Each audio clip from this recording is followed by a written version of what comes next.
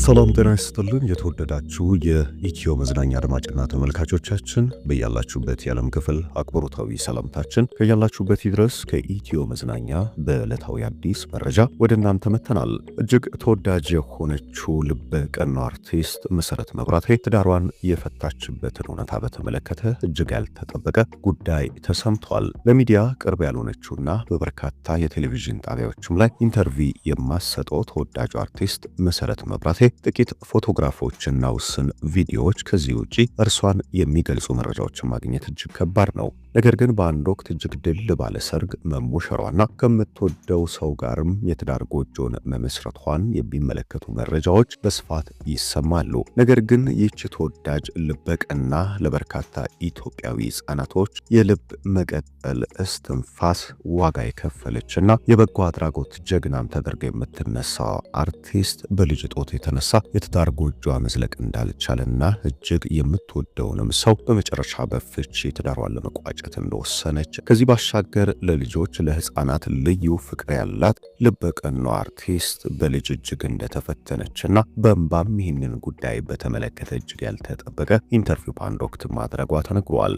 ስለ ተወዳጁ አርቲስት የትዳር ሕይወትና ከካሜራ በስተጀርባ ስላለው ሕይወቷ የቅርብ ወዳጆቿም እጅግ ያልተጠበቁ ጉዳዮችን አንስቷል። ስለ መሰረት መብራቴ እጅግ ያልተጠበቀ መረጃ በመረጃ ቆይታችሁ የምትሰሙ ነው የሚሆነው። አሁንም ለሚዲያችን አዲስ ከሆናችሁ ቤተሰብ መሆናችሁን እንዳዘነጉ በመጠቆም ቀጥታ ወደ ዕለታዊ መረጃችን የምንሻገር ይሆናል።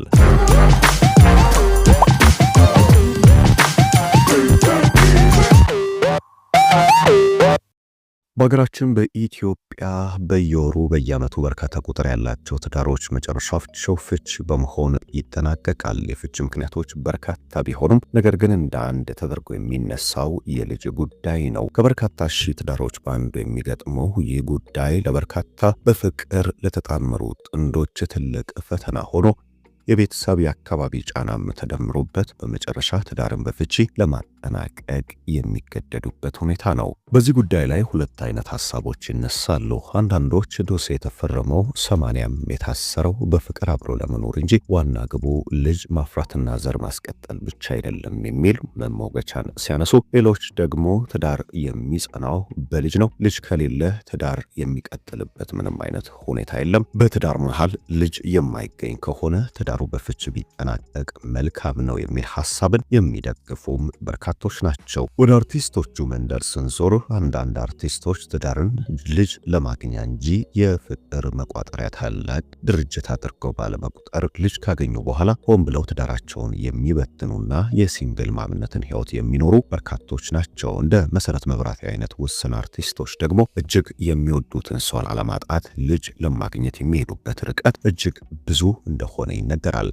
መሰረት መብራቴ ከዓመታት በፊት እጅግ ከምትወደው ሰው ጋር ረዥም ዓመትን በፍቅር ከቆየች በኋላ በትዳር ለመጣመር ወስና ድል ባለመልኩ የትዳር አጋሯን ይዛ ወደ ቤታቸው ገብቷል። ነገር ግን ቤታቸው ከገቡ ዓመታቶች ቢቆጠሩም ቤታቸውን የሚያሞቅ ሳቅ የሚያጭርና ትዳራቸውን ሊያጠናክር የሚችለው የልጅ ጥያቄያቸው እንዳልተፈታ ይነገራል። ጉዳዩን ለመፍታት ወደ አምላኳ ወደ ጸበል በርካታ ገዳማትን እንደጎበኘች የሚነገርላት አርቲስቷ ልበቀናዋ ትሁቷ ሴት ነገር ግን የልጅ ጥያቄዋ ሊመለስ እንዳልቻለ ተነግሯል። ይህንን ተከትሎ የትዳር ጎጇ ላይ ትልቅ ጥያቄ እንደተነሳና ከባለቤቷም ጋር ለመለየት እንደወሰነች በተደጋጋሚም በዚህ ጉዳይ ልቧ እንደተሰበረም ይገለጻል።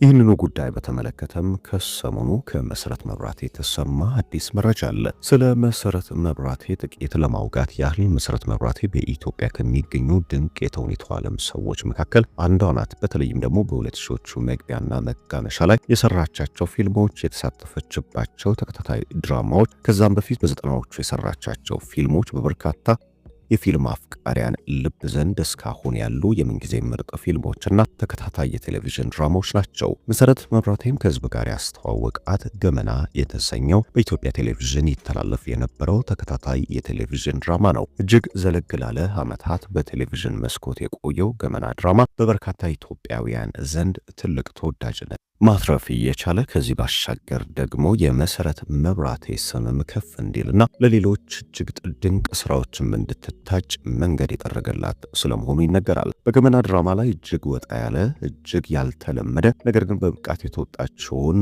ገጸ ባህሪ የተላበሰችው መሰረት መብራቴ ሆና የተወነች ሲሆን ከበርካታ ኢትዮጵያውያን ተወዳጅ ተከታታይ የቴሌቪዥን ድራማዎች መካከልም አንዱ እንዲሆን የመሰረት መብራቴ ሚና እጅግ ትልቅ ስለመሆኑ ይነገራል። ከዛም በኋላ በተለያዩ ፊልሞች ላይ ከእንቁ ተዋናያን ጋር የተጣመረችው መሲ እጅግ ድንቅ የሆነ የተወና ብቃቷን አሳይታለች። አሁን ላይ ከፊልሞቹ የራቀችው መሰረት መብራቴ በበጎ ስራዎችና በገዳማት በቤተ ክርስቲያናት ዙሪያ የማትጠፋ ሴት ስለመሆኗ ይነገራል። የማስታወቂያ ባለሙያ እንደሆነች የሚገለጽላት አርቲስቷ አሁን ላይ ከፊልም ከራቀች በኋላ ትኩረቷን ለቤተሰቧና ለማስታወቂያ ስራዎች ማድረጓ ይነገራል። ከዚህ ባሻገር ከህፃናት ጋር በተደጋጋሚ ስሟ የሚነሳው አርቲስቷ በተለይም ደግሞ የልብ እክል ያለባቸው ህፃናትን ሙሉ ወጪ በመሸፈን የህክምና እርዳታ እንዲያገኙ ስትንቀሳቀስ ከዚህ ባሻገር ደግሞ በኢትዮጵያም የህፃናት የልብ ህክምና እንዲስፋፋና በልብ ህክምና የሚሰቃዩ ህፃናትም መፍትሄ እንዲያገኙ ትልቅ መስዋዕትነትን ከተከፈሉ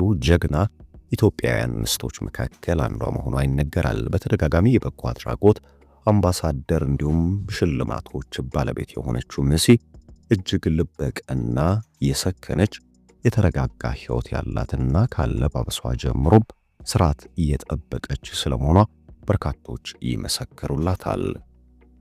ለልጆች ልዩ ፍቅር እንዳላት የሚነገርላት አርቲስቷ የልጆች ጉዳይ ቶሎ በዓይኗ እንባ የሚሞላና ልትሻገሩ የማትችለው ጉዳይ ስለመሆኑ ትገልጻለች። ይህንንም ተከትሎ የበርካታ ወላጆችን እንባ ለማበስ እየቻለች ሲሆን ነገር ግን የልጅ ፍላጎቷ ጉጉቷ እጅግ እየጨመረ ቢመጣም በትዳር ህይወቷ ልጅ ማፍራት አለመቻሏ ዛሬም የዘመናት ጥያቄ እንደሆነባትም ይገለጻል። ለልጅ ያላት ፍቅር እጅግ ከፍተኛ እንደሆነና ይህንንም በተመለከተ በተደጋጋሚ በሮቿን ዘግታ ያለቀሰችባቸው ቀናቶች በርካታ ስለመሆናቸው ይገለጻል። በሰው ፊት እጅግ የተሟላች ሴት እንደሆነች የሚነገርላት መሰረት መብራቴ በጓዳዋ ግን ይህንን ጥያቄ በተደጋጋሚ እንደምታነሳና ወዳጆቿን በዚህ ጉዳይ ለዓመታት ስትፈተን እንደቆየች ይገልጻሉ።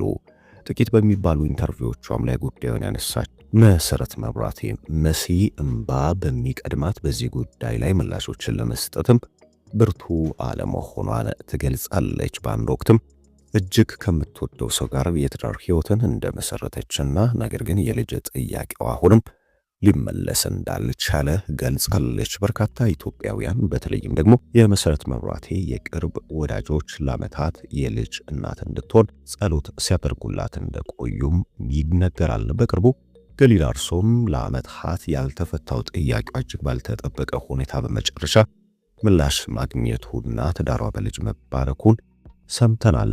በተመሳሳይ መሰረት መብራቴን በመጨረሻ ይህ ትልቅ ሲሳይ ከፈጣሪ እንዲገጥማት እኛም በሚዲያችን ስም መልካም ምኞታችንን ልናደርሳት እንወዳለን። መረጃችን ይህንን ይመስል ነበረ። እስከ መረጃችን ፍጻሜ ቆይታችሁን ከኢትዮ መዝናኛ ጋር ስላደረጋችሁ ከልብ አመሰገንን። ሰናይ ጊዜ ተመኘን።